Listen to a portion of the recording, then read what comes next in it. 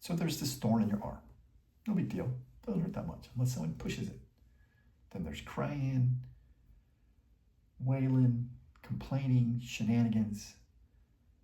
So you get these special shirts made up. That seems to work for a little while. But then the shirt stops working.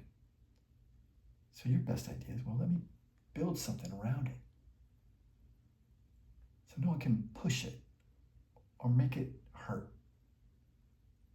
This thing you built around your thorn, though, it's too big to get through the doorway. So you need to widen the doorway. So then we just start moving our lives around this thorn. So no one touches it. This sounds crazy, doesn't it? But this is exactly what we do when we have an emotional thorn in our bodies. We go all the way around it, changing our lives for it, organizing our whole day around it, instead of taking the thorn out.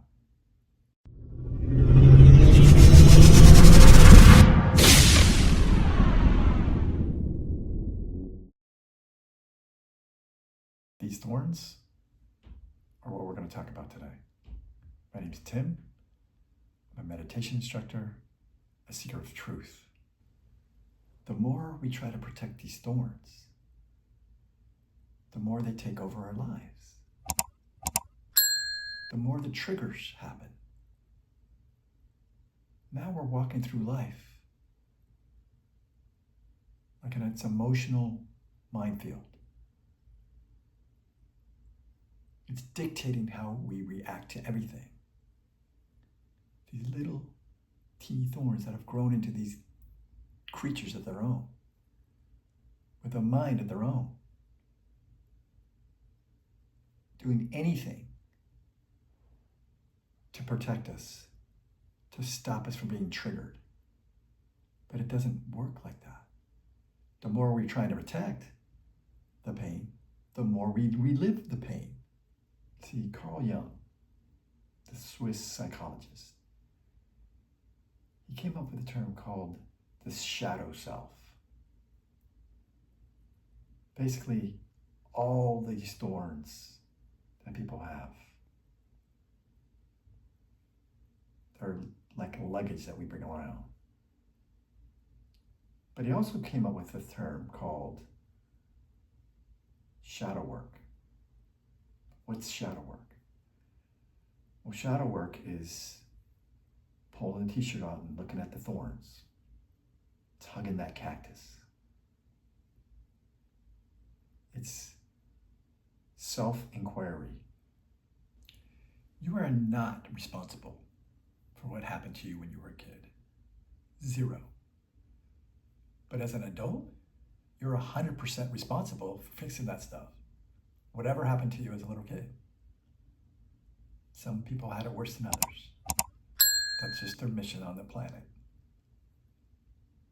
Fix that stuff or live with it. Build a castle around it. Wrap it up in bubble wrap. That's just who you are.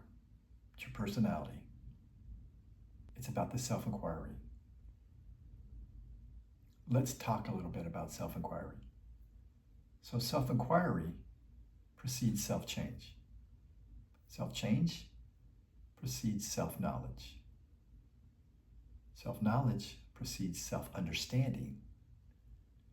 Self-understanding precedes those aha moments. Those aha moments produce self-realization. And if you do it correctly, will help you to enlightenment. Well, how do you do self-inquiry?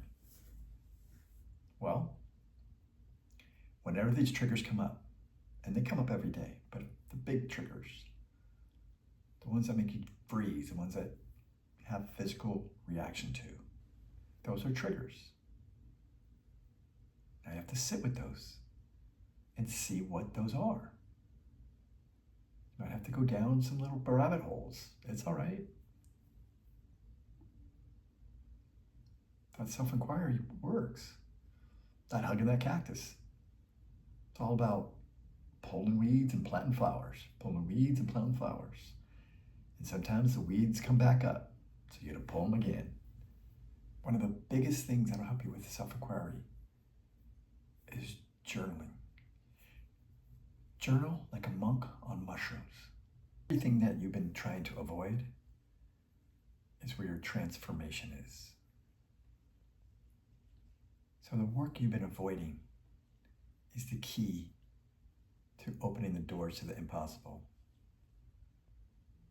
The bottom line about shadow work, self-inquiry, hugging that cactus, the soul surgery is about finding those demons. Looking them in the eye, inviting them over for tea, finding out what their name is, asking them, why are your hands all bloody? Why are your ankles all scratched up? Some of these demons are actually nice once you get to know them. They're just sick of being chased. They're sick of being run off.